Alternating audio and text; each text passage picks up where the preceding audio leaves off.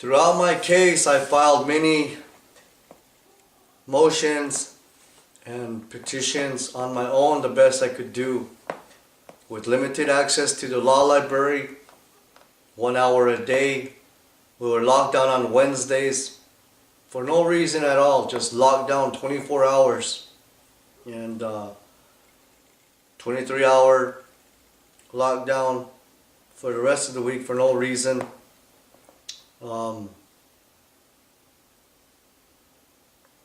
No type of proper medical care, nurses, doctors. I had a counselor there who helped me out, Gus Williman, and he's the man I recognize on this film. He helped me out. He was a counselor that let me use his phone and help me get a letter in and a letter out to the people who knew my contention in this plight, in this case, and throughout. And also he come and made a statement and wrote letters on my behalf to the judge about my being and our sessions there while I was incarcerated there in Newport, Oregon.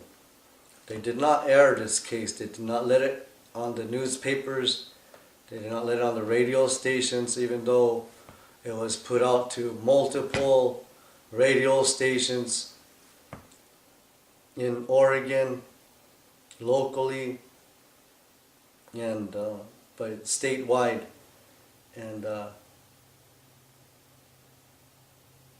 didn't know it was a police state. I didn't know how intense it was with the color of law and the authority there, and how much enforced that it was. And I can say I got racially profiled, and that I was assaulted, I was falsely imprisoned, I was overly charged for the crimes that they alleged against me. I was tortured, I was subject to genocide, I was stripped of my religious rights, my civil rights. I was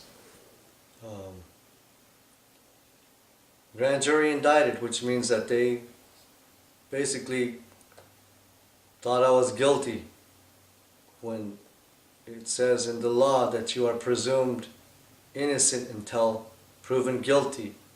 That's another thing that I want to talk about, is that once you get rid of this Social Security number and you are actually ever arrested, that right from the beginning of the court, on the record, you let that judge know on the record that you do not consent to them using a Social Security number associated to your name, and that you do not consent to entering into this contract with them for the alleged crimes that they are alleging against you.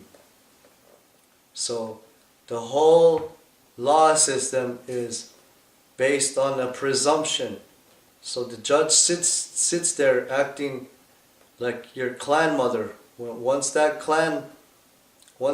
judge puts on that robe, he's acting as your authority, as your clan mother, he or she.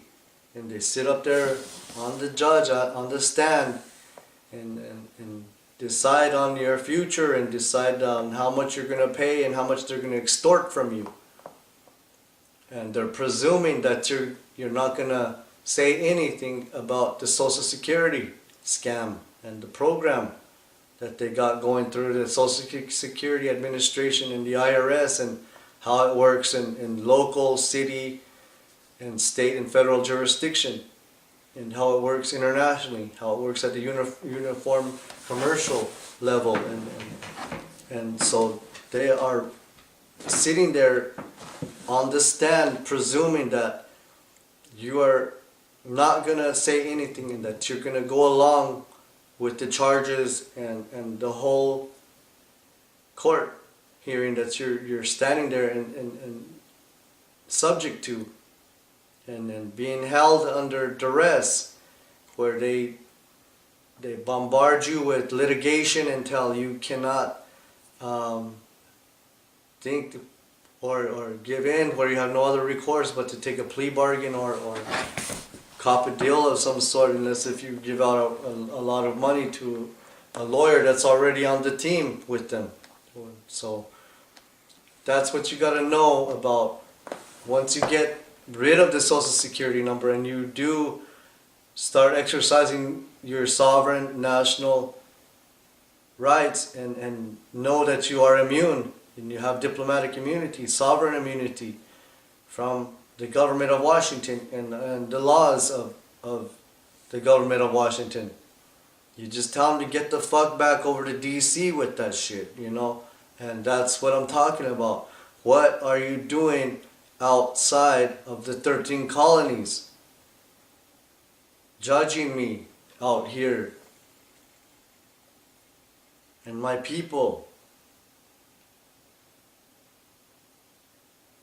Why are you outside of the 13 colonies with your laws, subjecting my people to your oppression, when you do not follow them yourself?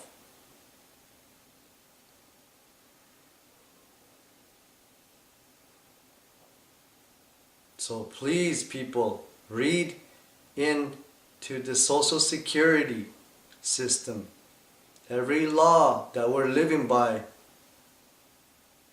that's where it comes from, and it revolves around this Social Security number.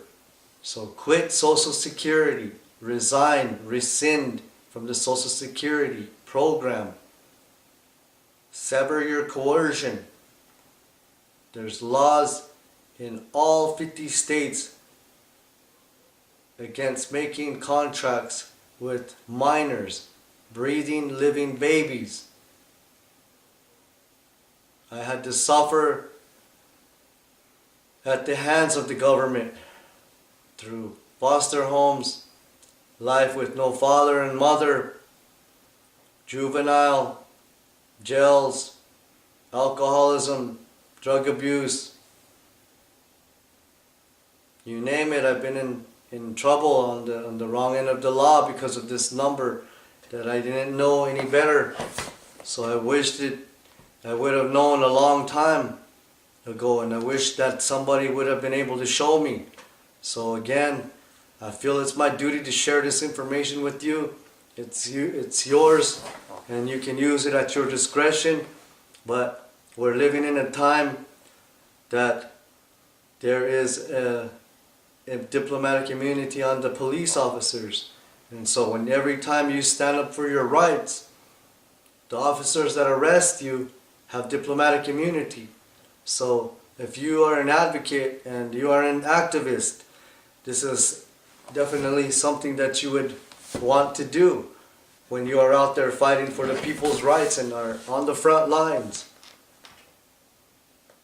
protecting your territories, trying to stop the pipelines, trying to stop the construction on sacred sites, and trying to fight for grazing rights, and trying to stop hate crimes, racial profiling, false imprisonments, aggravated assaults from the people who we put in positions and authority at all levels of the government. But we need to hold our tribal people accountable. They know all these things that I'm telling you. They study it. Any doctor, any PhD, any person with the bar knows what I'm talking about. They swear to uphold the law. And they take an oath. And they know that it's treason if they give you this information. And it is punishable by death.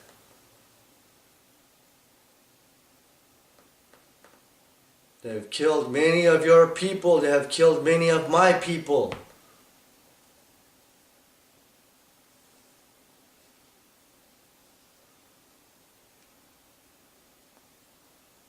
Aho.